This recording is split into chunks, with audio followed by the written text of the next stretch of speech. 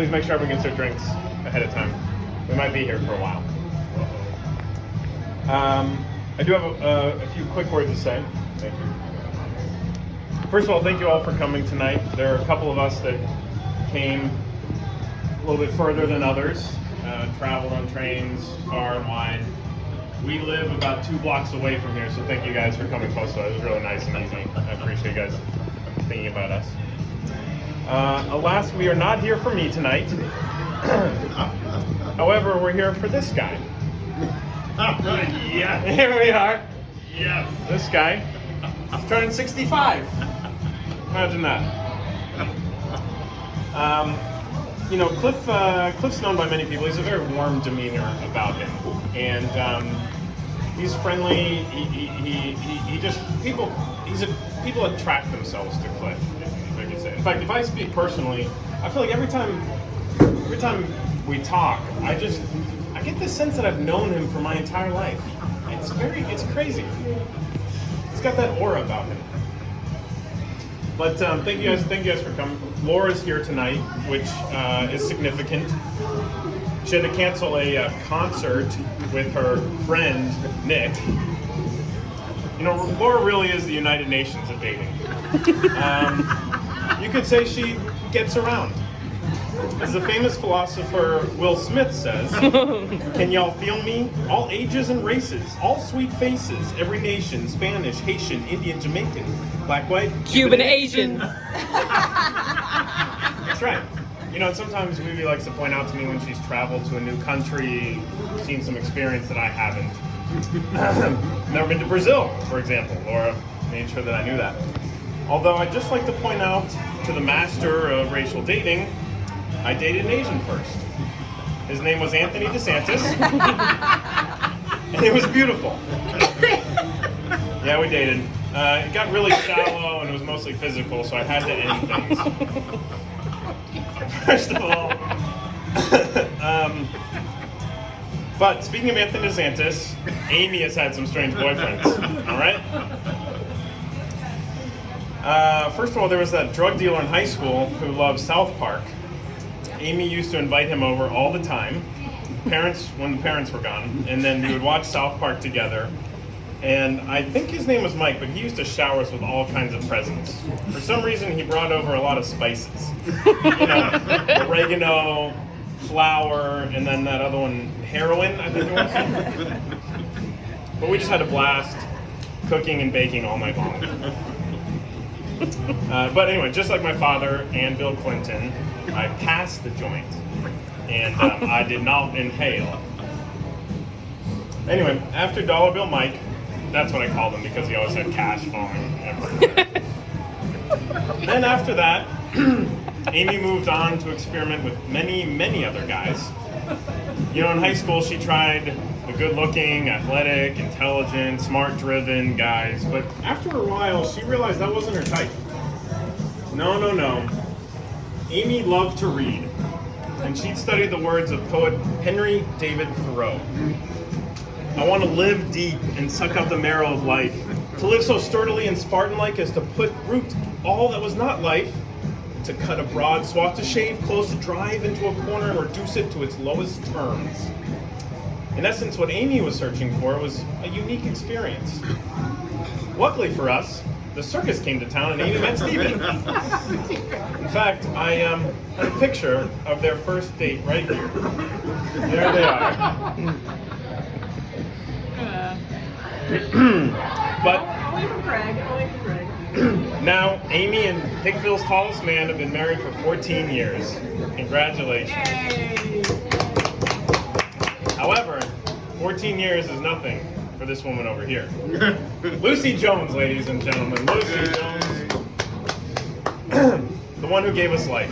The chairman of Jones Incorporated.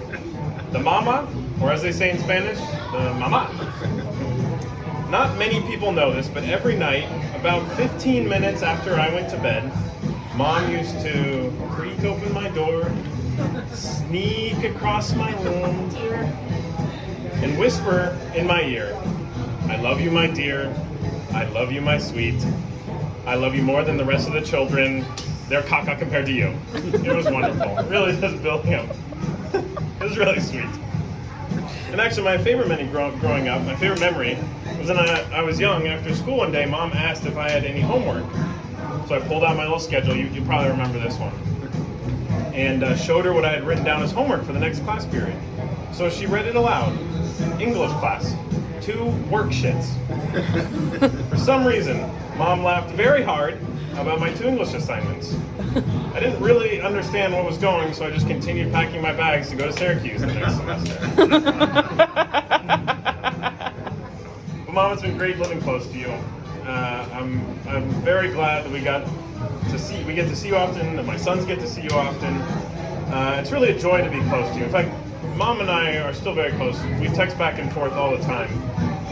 And a couple weeks ago, she sent me this text I wanted to read to you. I had to print it out. I couldn't get it on my phone, so I just wanted to read the text message that she read to me the other day. Dad, I voice text, so I didn't check.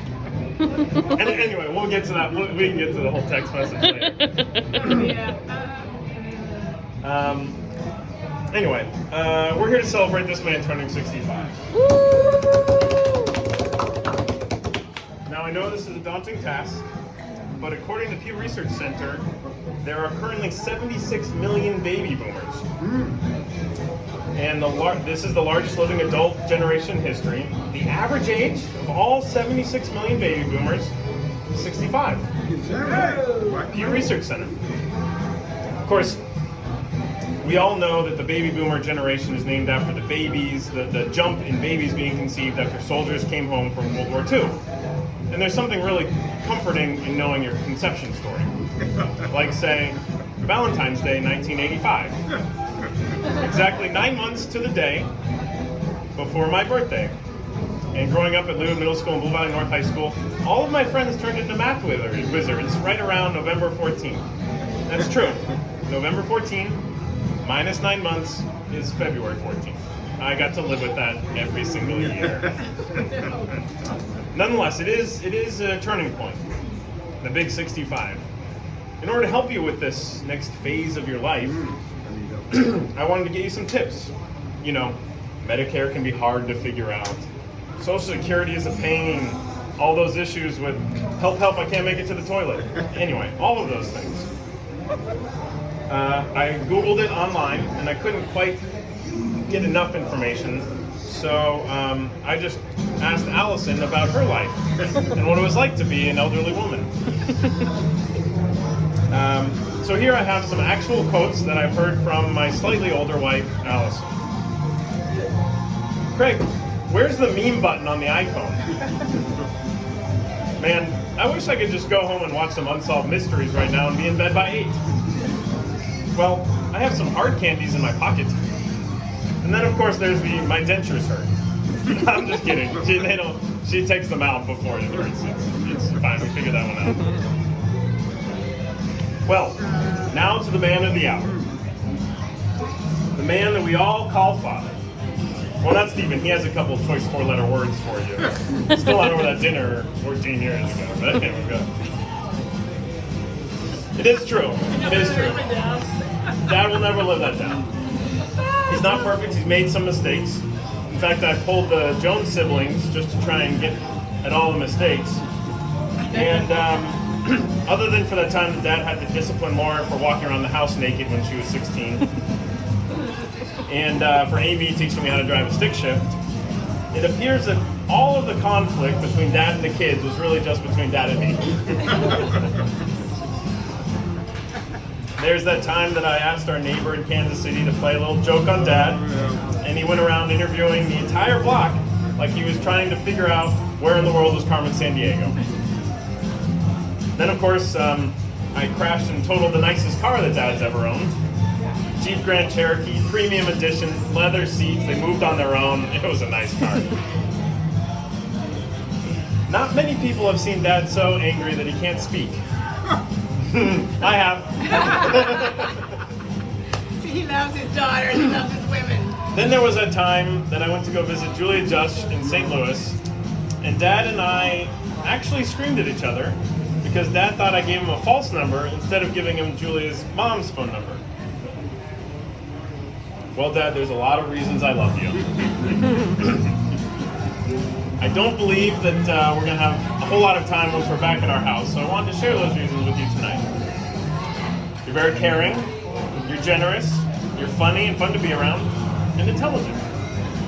You found and married the best mom a child could have. And the Bible has a lot of verses that describes a father's legacy to their children. And of course the Bible is a big love letter. So I wanted to make this verse a bit of a letter.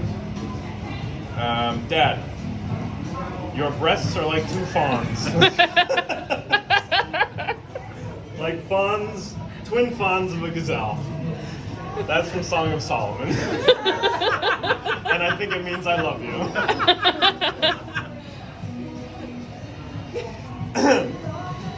However, tonight I will actually say a different reason I love you.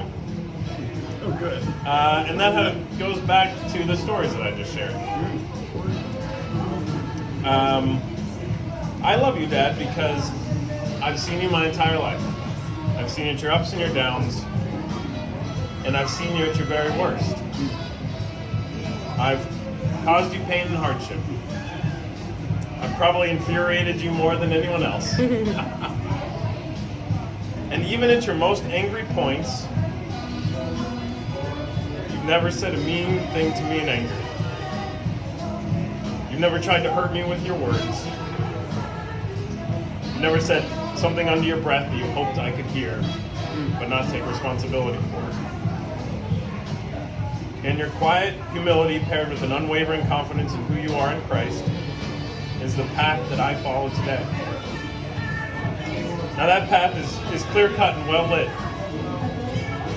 My life and my family's life are much better because I can follow your example of when and how to act in the good times and the bad.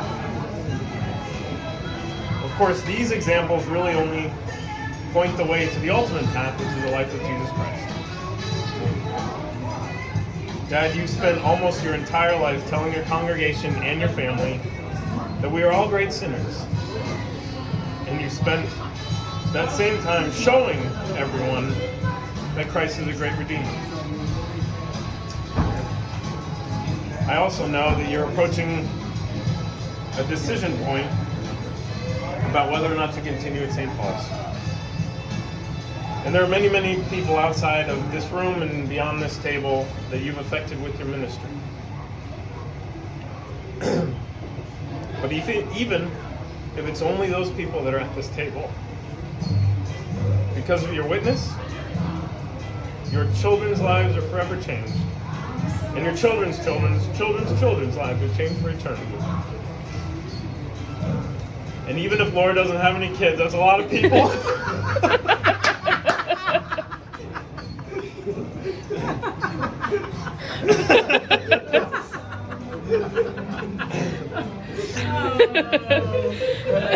That cake under the table. I don't know. It's pretty far. Cake under the table. From the very bottom of my heart, Dad, for everything I am. Thank you. And I love you. Ah.